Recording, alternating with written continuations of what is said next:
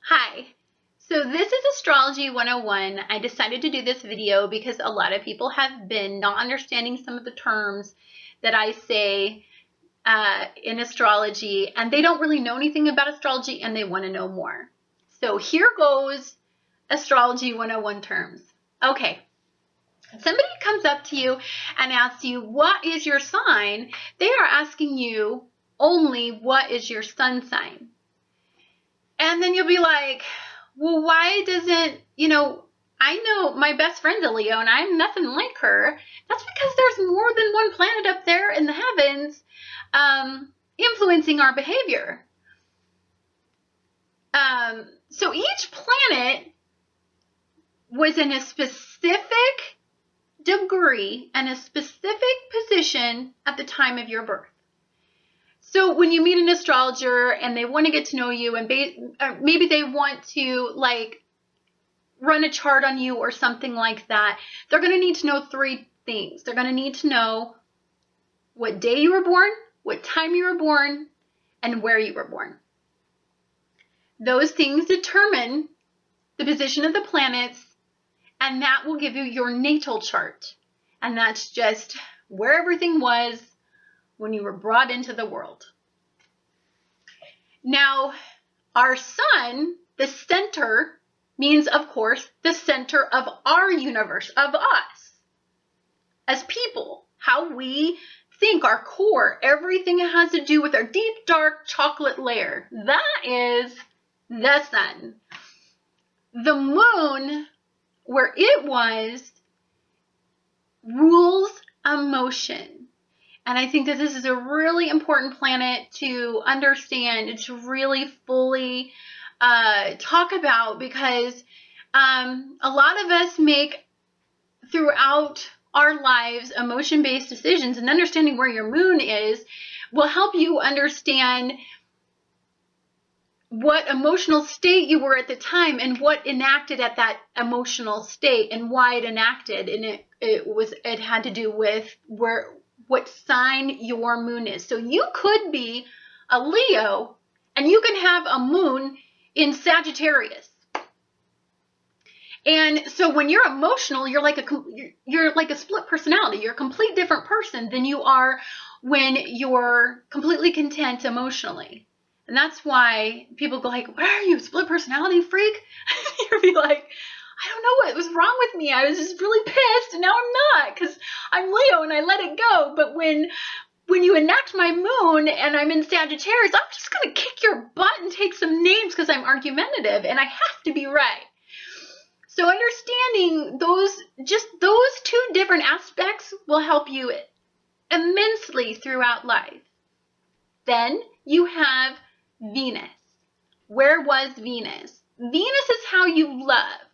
And so you could be normally a cool, calm, collected person who just chills out, but you're like a crazy Virgo lover that has to pick out the perfect partner and have to have the perfect body and has to have the perfect look, and they OCD out their kitchen because they love their home, and so they OCD out, and their partner is like, who are you? Like, when we're out and we're about, and when I first met you, you were super fun because you were a Leo and you were just an entertainer. But now you're like OCD crazy person because of the way you love. Anything you're super passionate about, anything that you pour a lot of your heart into, that is essential to know.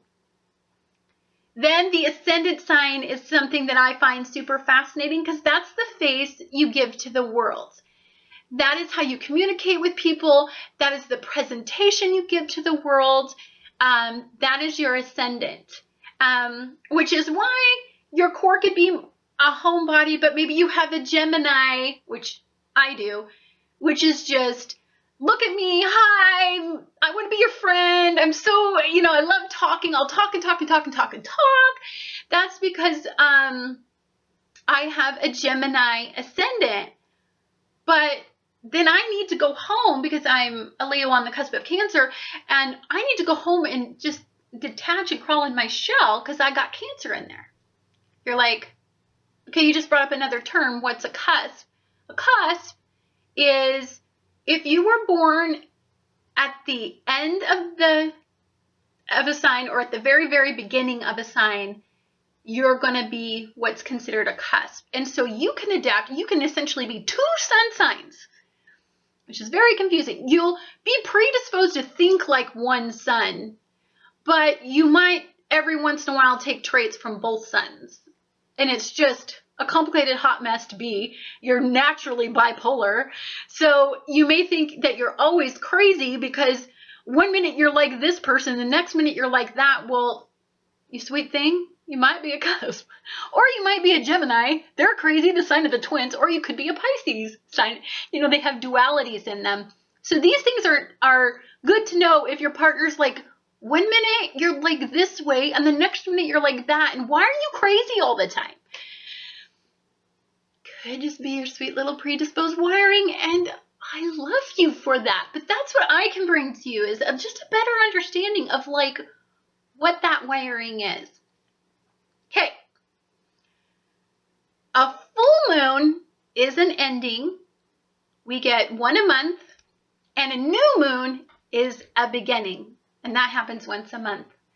And when a full moon is in your sign or a new moon is in your sign, it is the most powerful influence. And depending on what else in where all the other planets are in the solar system and how they're shining and beaming their stuff on the moon is what's going to determine how that moon is going to enact your emotions for that month in your sign. Supermoons. Supermoons are when the moon is in direct alignment with the earth and closest to the earth, which means it has the most power. So wherever that moon is and whatever sign it's in, it will bring that. It's like shining super beams on you at that time. And that's called a supermoon. Eclipses, not so much do that favor us. And I'm going to tell you why. Because if you have been putting off that decision that the full moons had been giving you, and you're like, I don't want to make that decision because we are creatures of will. We can either listen to the universe or not, or we can listen to God or not. And if we choose not to, we're going to keep getting the karmic lessons over and over again. Sometimes the universe just has enough of you and says, screw all. I'm done with playing games, and gives you an eclipse in your life. We have lunar eclipses and we have solar eclipses. Lunar eclipses are usually big endings. They're going to be emotional based. It's going to be harder for you to have a lunar eclipse. For some of us that are water signs, it's going to be very, very difficult when these things happen if we haven't been our change agent in our lives. And then we have solar eclipses, which usually is new beginnings. It usually brings upon the sun a change that enlightens us, where the solar eclipse will enact our emotions, and maybe if we've been putting off that lover and we just emotionally let them know how we feel. So it just depends on what's going on in the universe at the time these influences happen. Cardinal cross. We just went through one. Anytime we have a cardinal cross, it's when planets are up there opposing each other and they're essentially doing a duel in the sky, and the big dog, they're trying to see who's the big dog at that point. Cardinal crosses are difficult because all of the planets in play will influence us at that time, and it just depends on who's the star that they're shining upon the worst. Those are going to be the people with the most internal conflict at that time. Trines. I love trines. Trines are when we are getting a beam from the heaven and we are getting a gift and we just feel good for no reason, or we feel inspired, or we want to start that thing that we've been putting it off, and we just somehow have energy from nowhere. Usually there's a trine going on in the heavens, and we get these gifts. We'll get an opposition, and then we'll get a beautiful trine, and we'll get these things to help create the balance in our lives that we need, and that the universe and God like to bring in to our lives. just understand that we also have an ascendant. And our ascendant is essentially my makeup, my hair done, it's my clothes, it's how I relate to people, it's the face I put on in front of the world, it's how when you meet me, it's what you see. It's the person that you got to know. It's the package I sold initially. And then when you got to know me, you got to know my sun and my moon and you're like, damn, what just happened? Like, you're all kinds of craziness. And it's because at first I only let you see what I wanted you to see. And we don't do this to deceive.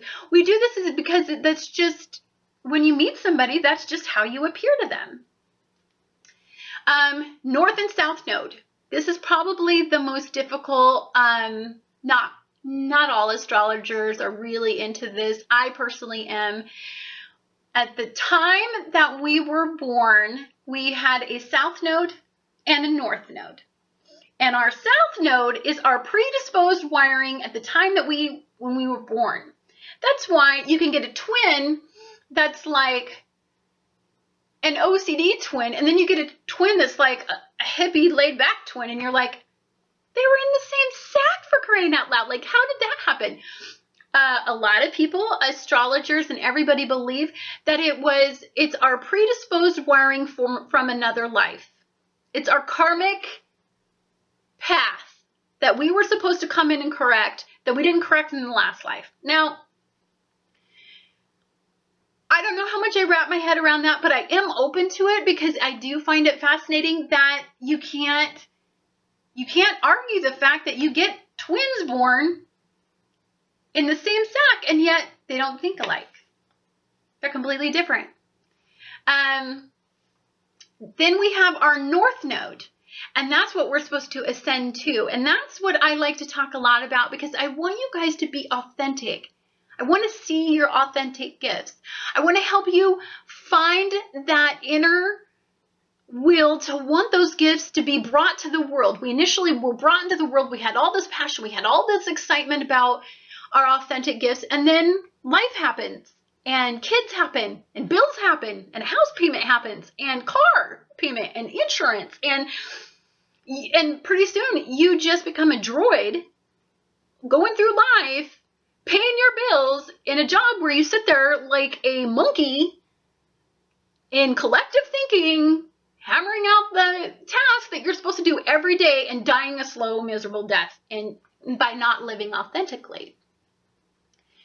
And so I really want to get you back in touch with what is your North Node? What was your passion in life? What was your dreams? What was your aspirations? What were you supposed to give to the world that was authentic and special for you to give to us?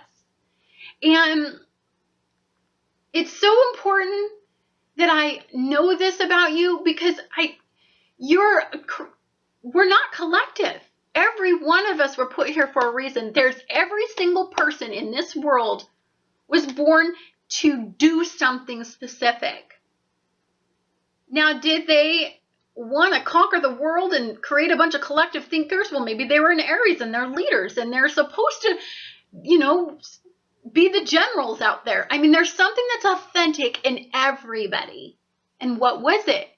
And then is your career path online with your authentic self, or have you strayed off and become a collective thinker and just, forgot who you wanted to be or who you were gonna be? And that's when we take our predisposed wiring and we ascend and we become our potential. And that is something that is super important for you to know. One final thought, Mercury in retrograde. This planet, when it retrogrades for about 3 weeks. So we have about 3 weeks of hell. And basically, that is when the planet starts to move. It appears to look like it's going backwards, which means our electronics don't work, our cars break down. If we buy an electronic at that time, more than likely it's not going to be a good purchase. You're going to have to take it back. It's going to have some electronic malfunction. They say don't start projects, don't start relationships in Mercury retrograde. Essential to know about where is Mercury in retrograde. Anyhow, That was Astrology 101.